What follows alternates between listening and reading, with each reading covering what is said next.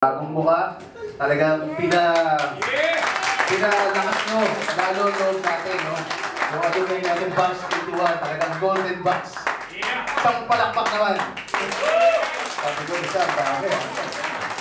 Pinuwi mo, nag-umpisa tayo. Looking back, we're only a few, siguro a handful of us. Parang konti lang talaga, and it's so hard to make and organize the team or the group, no? Kasi dahil siguro di pa natin nakukontak lahat, pero kahit pa paano may dumarating.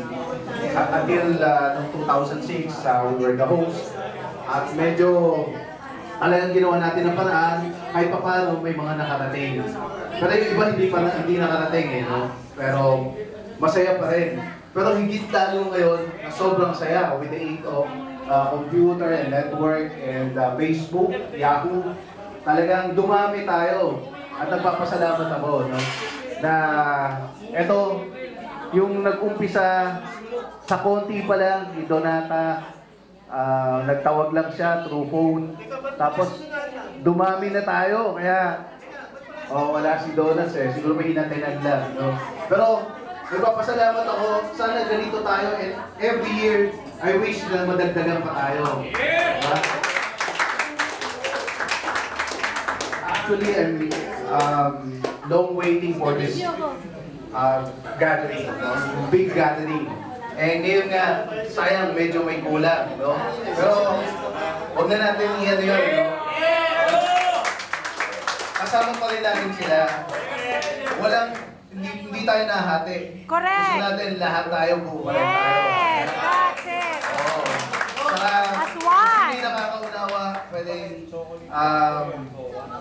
intindihin na lang natin mga kasama natin. Talagang may ganon. And it's not happening only in our batch. No?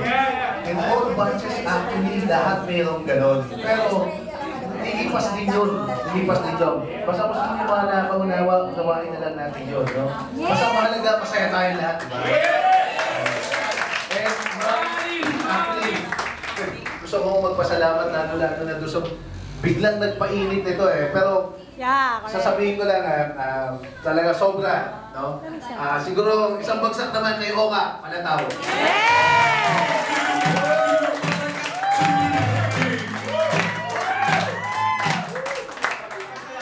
Sobra. Alam mo nang dumating tong tao to, parang virus Parang sa virus. Grabe. At maraming salamat sa lechon, Next year,